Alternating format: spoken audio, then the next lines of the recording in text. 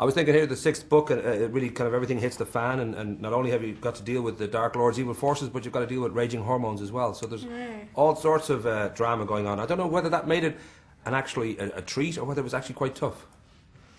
I think it was, from my perspective, it was quite tough actually, because it's Hermione that gets heartbroken. So I had to do this very big crying scene, and I had to sort of.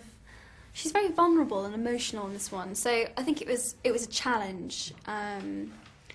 Fun to do a bit more of the comedy stuff, where she's a bit more angry with Ron. I think that's quite funny. But yeah. Well, one thing I came out of the film thinking, you are an incredible actress, because you managed to make me believe that a woman like you would be deeply in love with a man with ginger hair. That's an outrageously tough challenge, I would imagine, for a woman.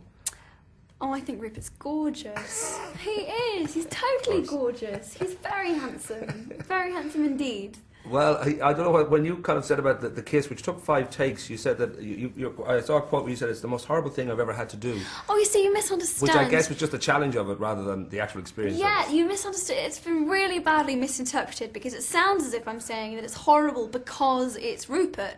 And of course, you know, he's gorgeous looking. There are a million girls who would do anything to kiss him, and it's purely the fact that he's like my brother, and we were both totally in the same boat.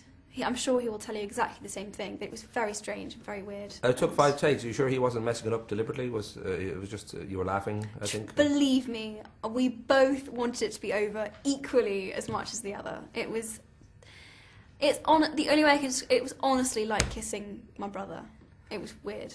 The sense now that we know that there's 2 more films, we've got November 2010 and then July 2011 for the double part of the Deathly Hallows. There's a real sense of home stretch, and I don't know for you if there's a feeling of kind of bracing yourself for the goodbye, because there may be that sense of this is the last time we're going to do all this is the last time we'll be out in Lisbon. And the thing is, I would brace myself for it, but I'm in denial, I think. I don't quite believe it's actually going to be over. You know, like there's going to be the Harry Potter theme park, and there's 2 more films to be released, and we've got until April, we're still filming, and I don't know. I'm not convinced. I won't believe it until it's actually the last day and it actually is going to be over. I was thinking, Dumbledore says in the movie at one point here that there is light, there's no light without dark, and the sense that I'm thinking for you and for Dan and for Rupert, there must be a huge amount of light, because it's a wonderful, wonderful thing to get these roles, and the films are hugely successful, the biggest, most successful movie franchise in history, and I'm wondering if it is all light or whether there is sides to it that are kind of tough that you just sort of, you know, don't enjoy. I think that's the same with anything you do. I think there are always upsides and there are always downsides. That's just natural, and you know, it's been the most incredible experience. But at the end of the day, it's a job that I'm being paid to do. You know, I have to fulfill certain things, and it sometimes can be a lot of pressure, and it's hard to be under so much scrutiny. I think that's quite tough, and people have very high expectations of you. You know, you've got to do good all the time, consistently, so that can be tough, but I think it's a lot of light.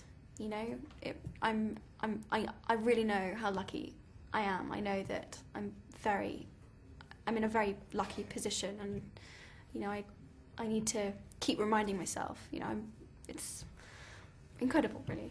And you do seem very keen to be in reality, though, rather than the possibility of going off and being very famous and living off that for the rest of your life. It doesn't seem to interest you. You're very keen to study English and to get away from that sort of celebrity side of it. Doesn't seem to interest you. No, I've never really been interested in fame at all. Never. It's never really interested me or appealed to me. I love acting. I just don't. I find sometimes the other side of it quite difficult, actually. But you know, it's what comes with it these days. When you're attached to something as big as Harry Potter, this massive film franchise, you have to publicise it. You have to.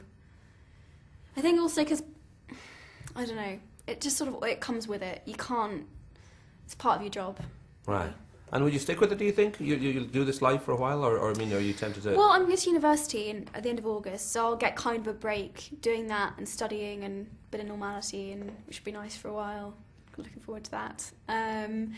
But, I mean, I think a lot of the media has been quite. I found it's quite confusing to them that I want to go and study, because they're like, well, why? Why?